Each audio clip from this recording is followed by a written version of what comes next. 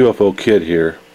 Here's some cameras to really avoid for filming UFOs and stuff that's moving in the sky in dark places. This little small ones right here, little tiny ones. It has 800 times. It's got digital zoom. It's got all kinds of good stuff on it. But the thing is too small. The eye opening, even if you got the screen open, it's hard to spot anything in the sky with this thing. It's a lot more shaky, no matter if it says steady shot, no matter what. This is the kind of camera you don't want to get for that kind of thing. It's great for all purpose, just messing around, but I don't recommend it because you try to film things in the sky and you lose it so easy in these small cameras. I don't care, it's got the Carl Zeiss lens, it's got everything good on it, but don't use these, they're too small, okay? It makes it much more difficult. You know, it's a good camera, it's got good sensor, it's got good this and that. No night vision. These little small cameras got no good night vision. It sucks. No matter what it says, it sucks. It says night vision plus and all that, but it doesn't work with the shit, okay? Avoid that one. This right here is a newer version of the camera I got in my hand. This is a Sony 700 times. It's got everything, just about anything you could think of.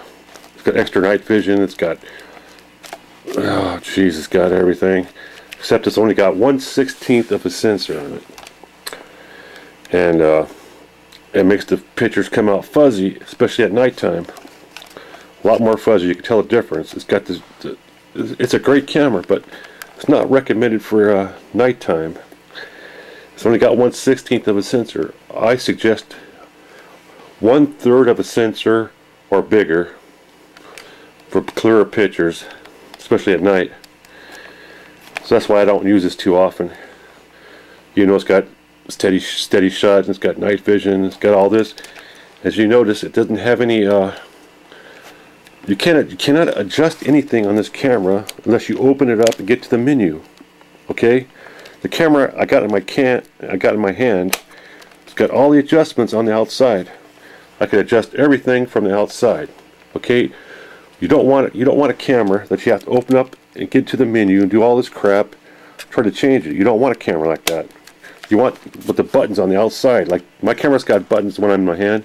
It's got buttons all on the outside. I can adjust everything from the outside. Okay? This one, it's a good camera, exactly like the one I got in my hand almost.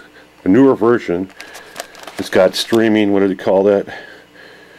It's got all kinds of adapters and stuff, but I cannot recommend it for nighttime. It gets too fuzzy, and it's not.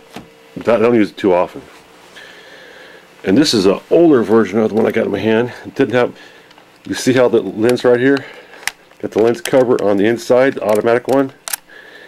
This part always breaks, and doesn't always break, but it breaks a lot. I don't recommend to get a lens that's automatic. You want to get the kind that's just a cap, a lens cap, because this one is broken because of this thing here. I think I dropped it once or twice too, but do not get a camera with the lens that opens up like that. Get the kind with the cap on it, like this thing. You just put a cap and it's got the focus right here, like a regular camera. This is the kind you want to get, but you don't want to get this kind. You want to get the older ones. The older ones are a better camera. This is what happens to your older cameras. I tried so many cameras, so I know which ones are the best and which ones are. I always get Sony, always. And I end up, these things always get broken because, quite frankly, either I dropped them or who knows. It's part of some other cameras. I tried every camera you could think of. The one I got in my hand right here, the best one I've ever had. You can't really see it. This is the kind I recommend, because right now I could change the program from the outside like I'm doing now. And see, I could change the level, everything. All the controls are on the outside, most of them, so I could just exposure. I could change the exposure from the outside, like that. See, everything from the outside. I recommend these kind. Make sure to get the kind you could. adjust from the outside. And here's a focus right here. It's just so much easier. And the nighttime vision is excellent. There's nighttime. It's got 3 levels of nighttime. See, it's an excellent camera.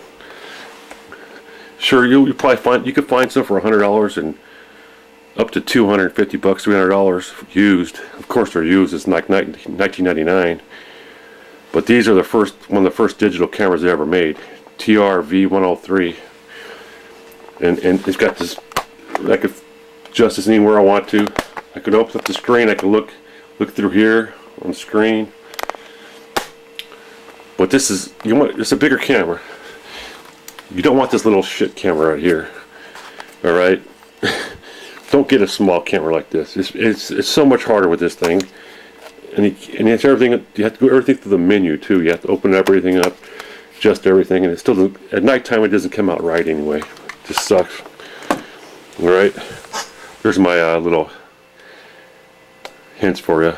And Sony seems to be the best camera, especially for night and all around shooting. I recommend the Sony. That's all I've ever used. I tried Sanyo and I tried Canon. They're harder to adjust, and they're harder. I recommend Sony. The one I got in my hand I recommend highly.